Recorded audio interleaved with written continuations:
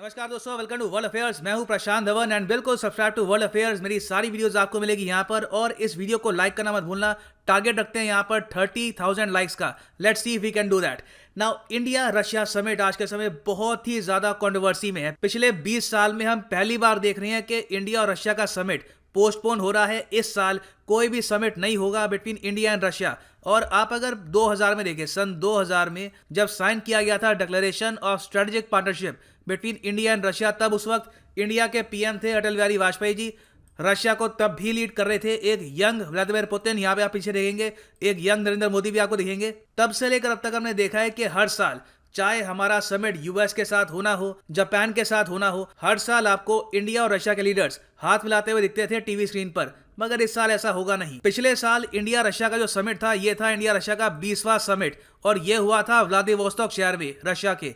और इंडिया ने इस समिट के बाद रशिया को यह भी कहा था कि हम $1 बिलियन का लोन भी आपको ऑफर करते हैं for the development of Russia far east. मगर सिंस 2020 में आपको ये समिट होगा नहीं, तो जो ऑपोजिशन पार्टीज है इंडिया में, प्राइमरली कांग्रेस पार्टी, उनके लीडर्स यहां पर यह कह रहे हैं कि भारत की विदेश नीति गलत दिशा में जा रही है। राहुल गांधी ने ओपनली यहां पर ट्वीट किया इस इशू को लेकर कि रशिया एक बहुत ही ज्यादा इंपॉर्टेंट मित्र है भारत का, और जिस तरीके से हमारे जो ट्रेडिशनल रिलेशनशिप्स हैं इनको डैमेज किया जा रहा है शॉर्ट साइटेड अप्रोच की वजह से, ये हमारे भविष्य के लिए बहुत ही ज्यादा हानिकारक, डेंजरस हो सकता है। ना डिस्कस करते हैं इस वीडियो में कि क्या यहाँ पर जो रीजन दिया है इंडिया ने ये समिट ना होने का, ये जेन्युइन है, ये समिट वैसे क्यों नहीं हो रहा, रीजंस क्या हो सकते हैं, बहुत कुछ आपको जानने को मिलेगा।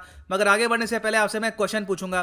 क्वेश्चन ये है कि रशियन फेडरेशन में जो प्रेसिडेंशियल टर्म की लेंथ होती है ये कितनी है। फॉर एग्जांपल, जैसे इंडिया में आपको पता है 5 साल है, वैसे ही रशिया में प्रेसिडेंट की टर्म कितनी होती है? 7 साल, 6 साल, 5 साल या फिर 4 साल? नीचे कमेंट सेक्शन में इसका आंसर करो। सही उत्तर मैं आपको दूंगा वीडियो के अंत में।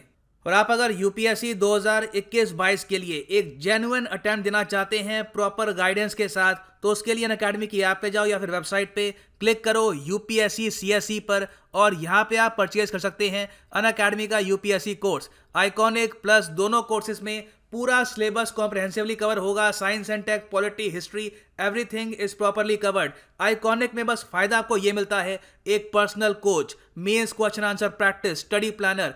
पर्सनल कोच इंश्योर करेगा कि पूरे साल आप प्रॉपर मोटिवेशन के साथ फॉलो करें इस कोर्स को। और iconic course is very much in demand. इसके प्राइसेस बहुत ही जल्द बढ़ जाएंगे। जब तक ये सस्ता है आप परचेज कर सकते हैं। 69,500 जो यहाँ पे प्राइस लिखा है, डू नॉट पे दिस प्राइस, ये प्राइस पे मत कर देना। सिंपली यहाँ पर एक कोड डालो PD10 और आपको मिलेगा ऑलमोस्ट 7,000 रुपीज का discount. So use PD10 and save money.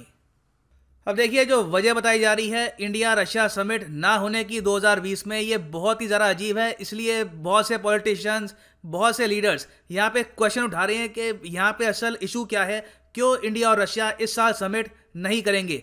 क्योंकि यहाँ पे आप देखेंगे ये स्टेटमेंट है बाय अनुराग श्रीवास्तव, ये ऑफिशियल स्पोक्समैन है of the ministry of external affairs.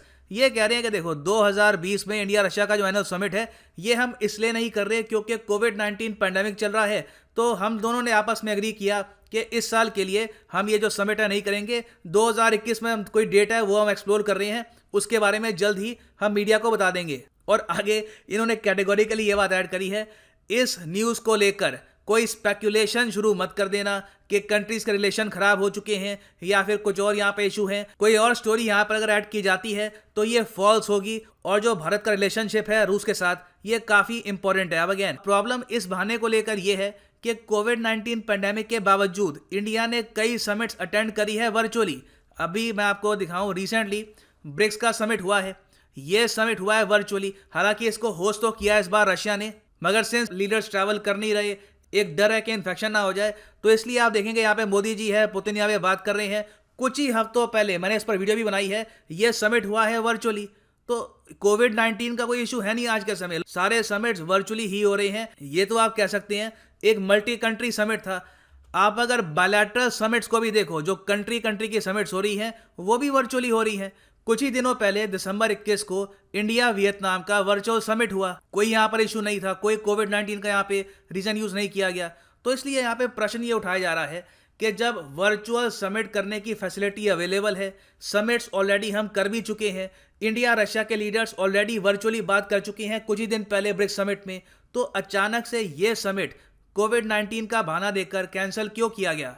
और इंटरेस्टिंग बात यह है कि इस साल ये दूसरी बार है जब इंडिया ने एक बहुत ही इंपॉर्टेंट इवेंट से पुल आउट किया, पुल आउट कह लीजिए या फिर पार्टिसिपेट नहीं किया कोविड-19 का बहाना देकर। आपको याद होगा कुछ महीने पहले एक बहुत ही इंपॉर्टेंट मिलिट्री एक्सरसाइज हुई थी रशिया में, कावकाज 2020। इस एक्सरसाइज में रशिया, पाकिस्तान की जो मिलिट्री है, इसने भी पार्टिसिपेट किया था, मगर इंडिया ने यहाँ पर पार्टिसिपेट नहीं किया, ये कह के कि कोविड-19 फैला हुआ है तो हम नहीं चाहते कि यहाँ पे हम अपने सोल्जर्स भेजें। इवन दो इंडिया ने बाकी बहुत सी कंट्रीज के साथ मिलिट्री एक्सरसाइज में पार्टिसिपेशन करी है, जो एक्चुअल रीजन मीडिया में जो डिस्कस किया जा रहा था इंडिया के पुल आउट का फ्रॉम कावकाज 2020, वो था गलवान वैली वायलेंस। इंडिया के जवान शहीद हुए, चाइनीज सोल्जर्स मारे गए, तो ऐसे माहौल में ठीक नहीं था कि इंडिया और चाइना के सोल्जर्स यहाँ पर युद्ध अभ्यास में पार्टिसिपेट करें इन रशिया। और 2020 का जो समिट अब कैंसिल हो ही चुका है, कैंसिल ही हम कहेंगे क्योंकि इस साल होगा ही नहीं।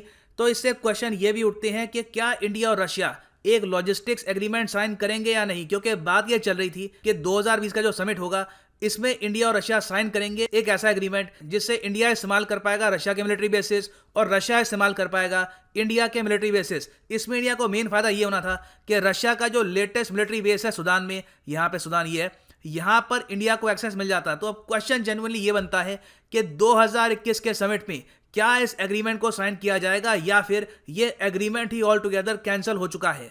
क्योंकि देखो क्वेश्चन उठना बिल्कुल यहाँ पर जेन्युइन है।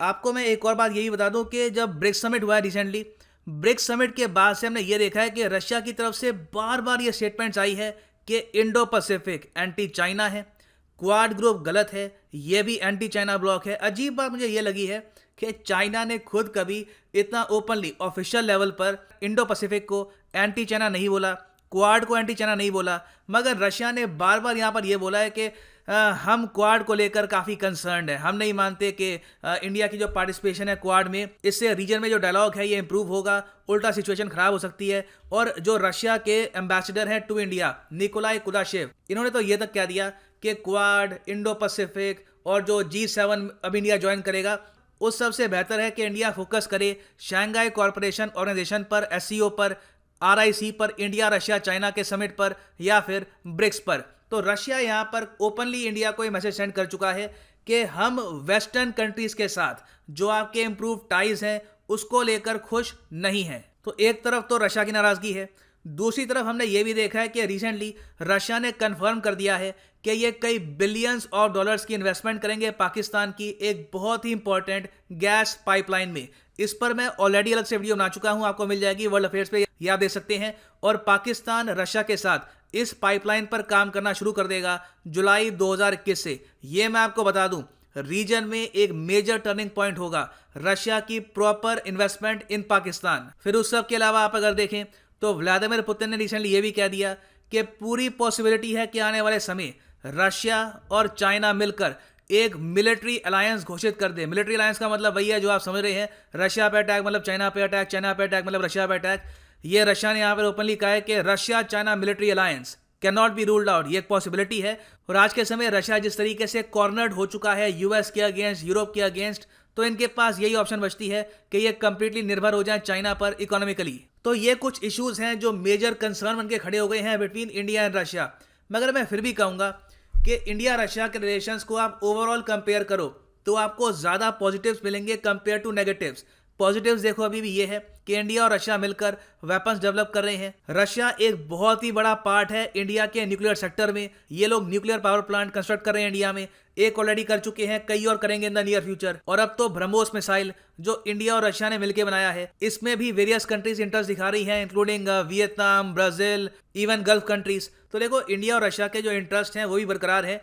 मैं कहीं से ये नहीं कहूंगा कि जो रिलेशंस इंडिया रशिया के खराब हो चुके हैं, मगर डेफिनेटली दोनों कंट्रीज धीरे धीरे दूर जा रही हैं और इवेंचुअली आपको दिखेगा कि इंडिया एक मिलिट्री अलायंस घोषित करे आने वाले 10 या 15 साल में, एक मिलिट्री अलायंस घोषित करे यूएस के साथ और रशिया एक मिलिट्री अलायंस घोषित करे चाइना के साथ। ये होंगे defining moments of this century. So जो दिशा है इंडिया रशिया के रिलेशंस की वो सबको पता है। दोनों कंट्रीज में दूरियां बढ़ने ही वाली हैं। क्वेश्चन ये है कि ये दूरियां कितनी जल्दी बढ़ेगी, क्या जो डिस्टेंसिंग है ये आने वाले 5 साल में दिख जाएगी या फिर डिस्टेंसिंग होने में अभी लगेंगे आराम से 15 से लेकर 20 साल। नाउ चलिए वापस आते हैं अपने क्वेश्चन पे कि रशिया में प्रेसिडेंशियल टर्म की लेंथ कितनी होती है। सही उत्तर यहाँ पर है 6 ईयर्स, 6 साल की। ऑलराइट, यूएस में होती है 4 साल, इंडिया में 5 साल और रशिया में है 6 साल। और व्लादिमीर पुतिन ने रिसेंटली ये कंफर्म कर दिया है कि ये कुर्सी पे बैठे रहेंगे 2036 तक। पॉसिबिलिटी है, बाकी इनकी अगर कुछ तबीयत खराब हो जाती है that is a different thing. तो आप कह सकते हैं कि in the future India Russia के रिलेशंस में जो भी होता है वहां पर व्लादिमीर पुतिन की इन्वॉल्वमेंट किसी ना किसी तरीके से आपको जरूर दिखेगी। तो ये है एंड इस वीडियो का। Thank you for listening and as always God bless you all.